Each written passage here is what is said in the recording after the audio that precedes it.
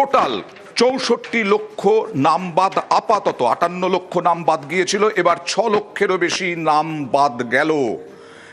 ৫৮ লক্ষ জীবিত নয় মৃত ভোটারের নাম বাদ গিয়েছিল, আর এবার ৬ লক্ষ যুক্তিগ্রাহ্য তথ্য বিভ্রাটে নাম বাদ গেল। কথা বলবো প্রতিনিধি সোমরাজের সঙ্গে। সোমরাজ, আমার প্রথম প্রশ্ন, এই যে ৬ লক্ষেরও বেশি যে নাম বাদ গেল এসআইআর শুনানি কাল শেষ হওয়ার পর, এদের কি আবার কোনো সুযোগ থাকছে নাম তোলার?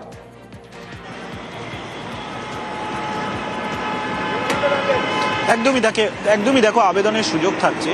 যারা মূলত লজিক্যাল ডিসক্রিপেন্সির আওতায় যাদের শুনানিতে ডাকা হয়েছিল, যাদের নাম চূড়ান্ত ভোটার তালিকা থেকে বাদ পড়ছে, অর্থাৎ এই যে ১,৬৩,০০০ যাদেরকে অযোগ্য বলে ইতিমধ্যেই চিহ্নিত করা হয়েছে, যাদেরকে ইতিমধ্যেই তালিকা থেকে রিজেক্ট করে দেওয়া হয়েছে, তাদের কাছে আবেদনের সুযোগ থাকছে। তারা প্রথমে জেলা শাসকের কাছে আবেদন করতে পারেন। সেই জেলা শাসক যদি সেই আবেদনের নিষ্পত্তি না করতে পারেন বা জেলা শাসকও যদি রিজেক্ট করে দেন, তাহলে তিনি আবেদন করতে পারবেন রাজ্যের মুখ্য নির্বাচনী আধিকারিকের কাছে।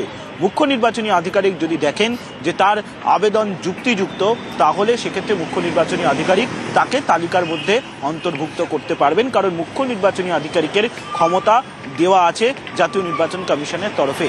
ফলত যারা বাদ পড়ছেন তাদের চিন্তার কোনো কারণ নেই। রাজ্যের মুখ্য নির্বাচনী আধিকারিক মনোজ কুমার আগরওয়ালও জানালেন যে তাদের কাছে আগামী দিনে আবেদনের সুযোগ থাকবে, তারা আগামী দিনে আবেদন জানাতে পারবেন।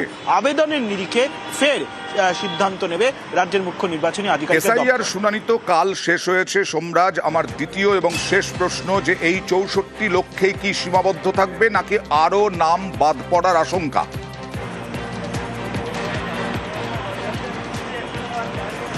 দেখো, আরও নাম বাদ পড়ার আশঙ্কা থেকেই যাচ্ছে। তার কারণ যে ৬৪ লক্ষ নাম বাদ পড়ার কথা কমিশন জানাচ্ছে এখনো পর্যন্ত, সূত্র মারফত আমরা যেটা জানতে পারছি, যার মধ্যে ৫৮ লক্ষ নাম কিন্তু আগেই বাদ চলে গেছিল যখন খসড়া ভোটার তালিকা প্রকাশ করা হয়েছিল নির্বাচন কমিশনের তরফে এসআইআরে।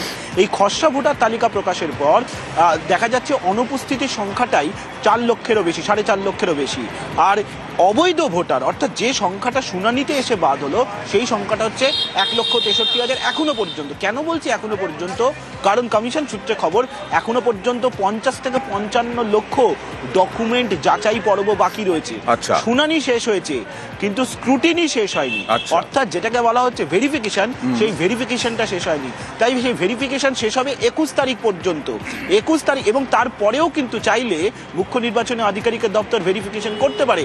আর সেই ভেরিফিকেশনে আরও নাম বাদ পড়ে যাবার আশঙ্কা থেকেই যাচ্ছে, অর্থাৎ সংখ্যাটা ৬৪ লক্ষের মধ্যে সীমাবদ্ধ থাকবে না, তেমনটাই কমিশনের আধিকারিক। দেখা যাক কত আরো কয়েক লক্ষ নাম বাদ যায়। যার নাম খসড়া তালিকা মধ্যে ছিল আর সাপোজ ফাইনাল লিস্ট মধ্যে নেই, প্রত্যেক নাম বাদ হবে, একটা অর্ডার পাবেন। এন্ড অর্ডার পরে ওদের আপিল করার সুযোগ আছে। আগে ডিও কাছে, তারপরে সিও কাছে। যদি কোনো ভুল ভ্রান্তি হয়ে গেছে, কিছু হয়ে গেছে, দে ক্যান অলওয়েজ আপিল। আর যার নাম খসড়া তালিকার মধ্যে ছিল না, ওদের একটাই ও আছে, ফর্ম 6 অ্যাপ্লাই করার জন্য। ওরা ফর্ম 6 অ্যাপ্লাই করতে পারবে।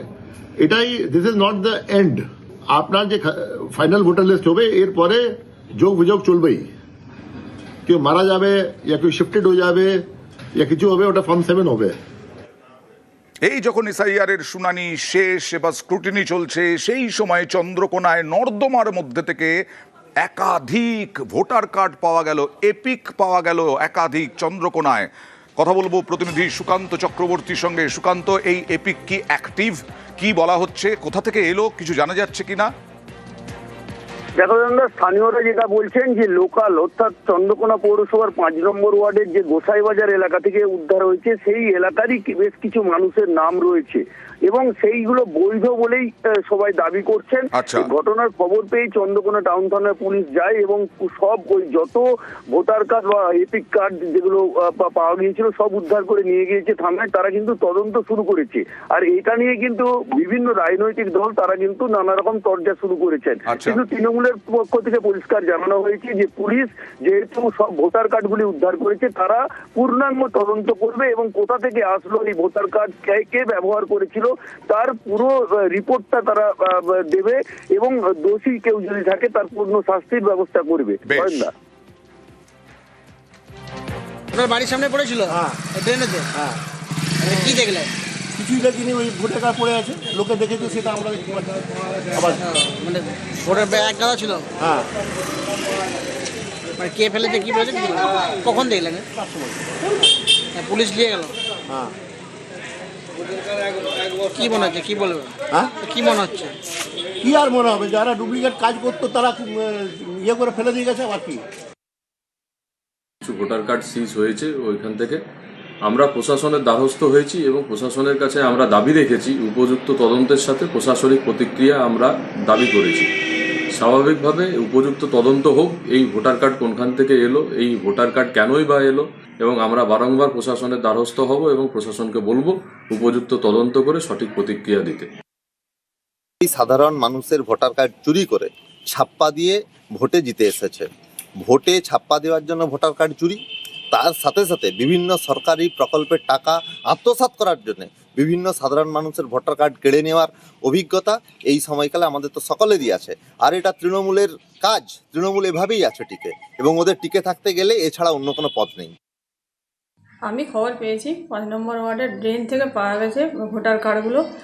তো প্রশাসন নিয়ে গেছে, প্রশাসন দেখুক, এটা তো আমাদের ম্যাটার নয়, প্রশাসন তদন্ত করে নিশ্চয়ই সলিউশন হবে। ভোটের আগে মাস্টার স্ট্রোক মমতা বন্দ্যোপাধ্যায়ের আগামীকাল থেকেই শুরু যুব সাথীর যে প্রকল্প, সেই যুব সাথী প্রকল্প, এবং ভোট বিভাজনের আশঙ্কায় কি মরিয়া বিজেপি, তাই পাল্টা কৌশল?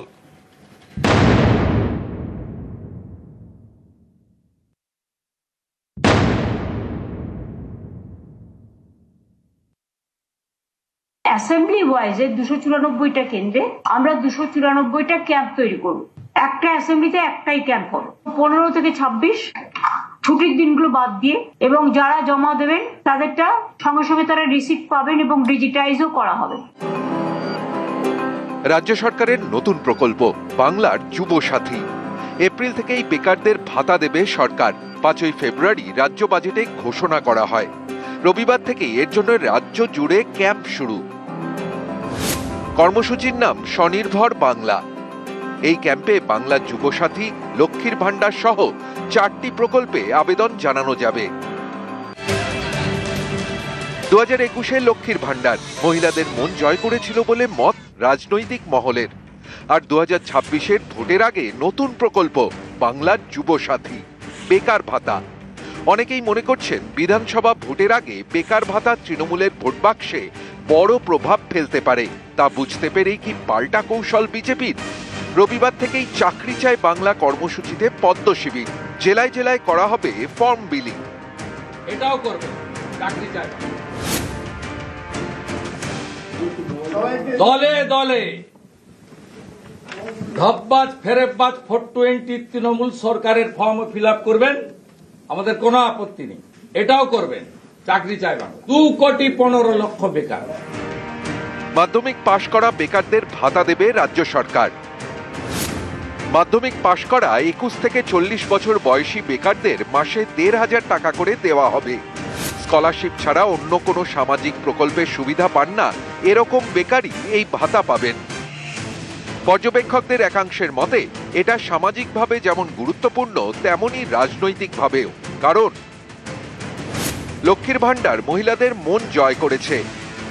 এবার তরুণ প্রজন্মের জন্য বেকার ভাতা, যা ভোটে ডিভিডেন্ড দিতে পারে তৃণমূলকে। এবারের অন্তর্বর্তী বাজেটকে তিনি নির্বাচনীর একটি লিফলেটে পরিণত করেছেন।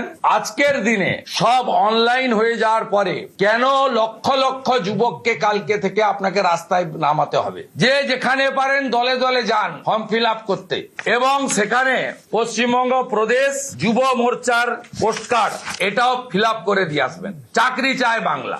দিকে যেমন মাননীয় মুখ্যমন্ত্রী মমতা বন্দ্যোপাধ্যায় রাজ্যে বড় শিল্প, ভারী শিল্প, তথ্য প্রযুক্তি শিল্প, মেধাভিত্তিক শিল্প, মাঝারি শিল্প, হস্তকুটির শিল্প, সেগুলিকে যেমন প্রসার ঘটছে, বহু লোক চাকরি পাচ্ছেন। আবার যারা এখনো একটু অপেক্ষা করতে হচ্ছে তাদের জন্য এই যুব সাথী করেছেন। তাতে ভয় পেয়ে গেছে ভারতীয় জনতা পার্টি, ভয় পেয়ে গেছে, তাই শুভেন্দু অধিকারী কুৎসা করতে নেমেছেন। নিউজ 18 বাংলা।